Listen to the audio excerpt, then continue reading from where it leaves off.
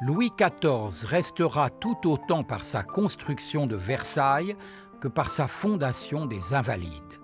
L'ensemble monumental fondé par le roi pour accueillir les soldats vieux ou blessés, c'est l'œuvre du Soleil à visage humain. La construction des Invalides est supervisée par Louvois, ministre de la Guerre.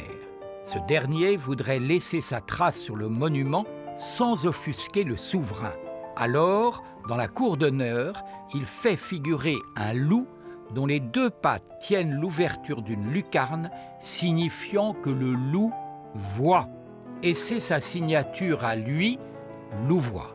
Dans le caveau des gouverneurs fermé au public se trouve la dépouille de Rouget de Lisle, auteur de la Marseillaise, mais aussi celle de Mademoiselle de Sombreuil, qui a sauvé son père de la hargne révolutionnaire en buvant un verre de sang humain.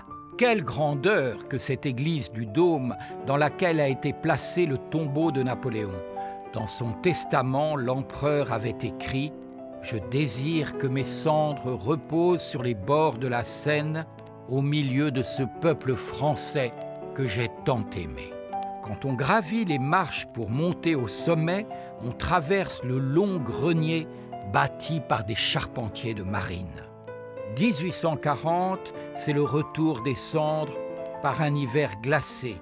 Les vieux grognards ont reconstitué leur bivouac et on assiste à des scènes hallucinantes, certains allant jusqu'à se laisser mourir dans la neige de leur gloire éternelle. En 1943, alors que Paris est occupé par les nazis, un résistant qui travaille aux Invalides cache des pilotes de la Royal Air Force à l'abri de la coupole et ce panthéon militaire de la France peut toujours être visité par la fraîcheur d'un héroïsme nouveau.